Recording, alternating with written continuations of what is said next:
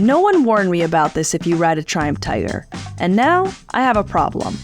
The Tiger is a gateway motorcycle. I'll explain more on that in a bit. The Triumph Tiger 900 GT Pro comes in white, black, and blue. Coming in around $17,000, the 888cc engine has 6 gears, 94 horsepower, 64 pounds of torque. The seat height can be adjusted around 32.28 to 33.7 inches tall, making it actually lower and the weight displaced lower than its previous 800 model generation. It's got a dry weight of 436 pounds and a wet weight of about 500 pounds. And depending on some of the many modes you can be in, it gets about a 55 miles per gallon fuel consumption. The Triumph Tiger comes in a lot of different models. You can get some less features with the GT model, a lower seat height with the low version, and the dual sport version, the Rally or the Rally Pro. So I'm sure you're wondering, is this a commuter bike? Is it a dual sport bike? Who is this bike for? After putting about 10,000 miles on this bike across long road trips, commuting, and slow speed skills, I'll tell you what I think of it after owning it for about a year. So I know you're probably wondering, how does it do for commuting?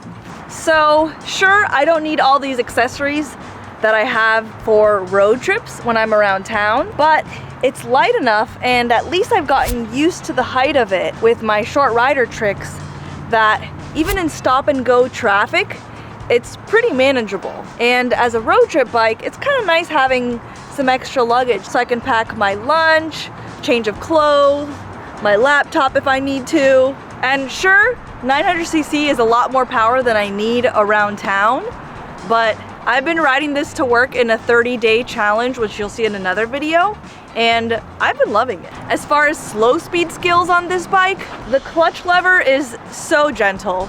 If I'm really spending a lot of time practicing at slow speeds, like I did in my 100 U-turns a day for 30 days challenge, I just switched to rain mode and use second gear, and this does some U-turns really well. It took me some practice. I was able to get to 18-foot circles, 18-foot U-turns pretty easily with this bike. It leans so nicely, and in second gear, it's not so sensitive that it's gonna be jumpy on you at slow speeds. I probably wouldn't have loved it as my first bike in town, just because the height would have been a bit of a learning curve, and it would have felt really torquey at lower speeds had I not gotten used to it. But now that I've had it for about 10,000 miles, I love it.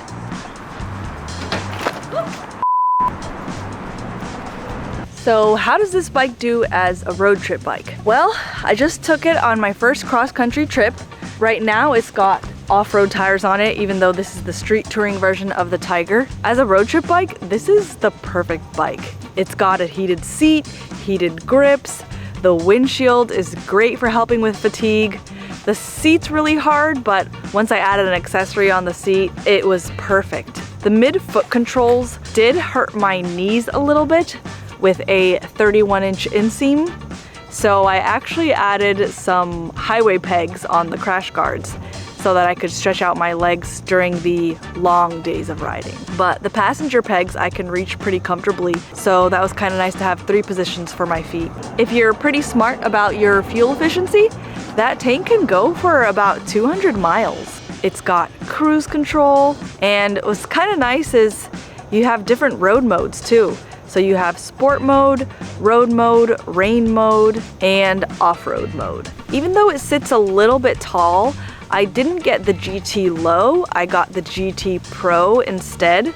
Just because after a long day of riding on the low, my knees hurt so bad. So I don't want to be cramped, and it's really not necessary, especially if you have some short rider tricks. The slightly taller seat is not that big of a deal at all.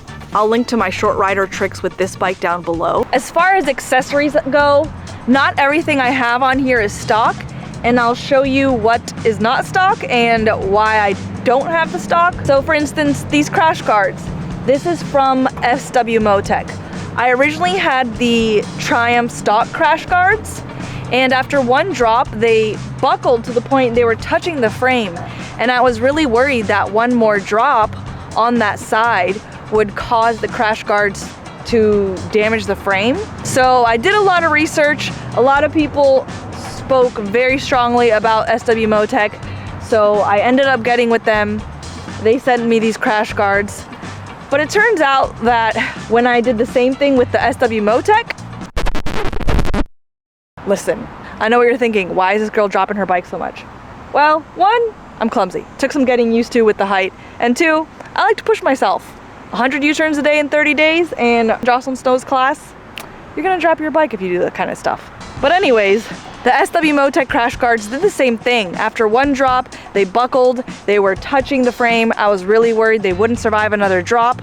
But then after taking it to Jocelyn Snow's training and it just kept dropping, they kind of evened themselves out, and then it was no longer touching the frame. So maybe that's what would have happened with the Triumph stock crash guards, I don't know. But I can attest that these ones held up pretty well. And this is the SW Motec hand protection. It had a shield right here, but I don't know why they put the plastic on the outside, because then it just breaks off if you drop it. So I've seen some where the plastic is on the other side of the metal, and that's probably ideal. But for me, the plastic was on the outside to kind of guard against the wind. And of course, I took it to training and it just kind of, well, you know, but the metal has held up great. These are stock for the pannier racks. I have used the hard bags when I borrowed the Triumph Tiger Low to ride to the Ozarks and Bikes, Blues, and Barbecue. And I really like them. Honestly, I think I prefer hard bags to soft as far as the looks and convenience, but the one con of hard bags is that they can break your legs. So I just went with soft, and I've been really happy with them. It did take a lot of modifications to make the Lone Riders fit to the Triumph stock rack, so if you're gonna get those, maybe check with them and see which racks they recommend. So this center stand, that's pretty sweet to have. That does come stock with the bike, and so do the heated grips and the heated seat. I may have had to pay extra for that, I don't remember. Dash cam is not stock, installed that later, but this windshield stock, and these mirrors are stock too. Now, you may have noticed I have some off-road tires on my bike. Usually I have the stock street tires, but every now and then I'll put some off-road tires on it, like when I did the training with Jocelyn Snow. And here's what I mean that the Triumph Tiger is a gateway motorcycle. I started out knowing that I'm mostly a street rider, but also knowing that the Tiger has some dual sport sisters. And if I was interested in exploring some adventure riding and a little more off-roading, this could be a great way to do it. But the more I ride my Tiger, putting it in off-road mode, turning off traction control, and whether or not I've got street tires or off-road tires on it, taking it off-road anyways, the more I want the Rally Pro.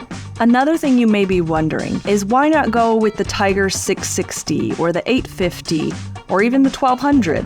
Personally, I just didn't like the way the 660 rode. That's pretty much it.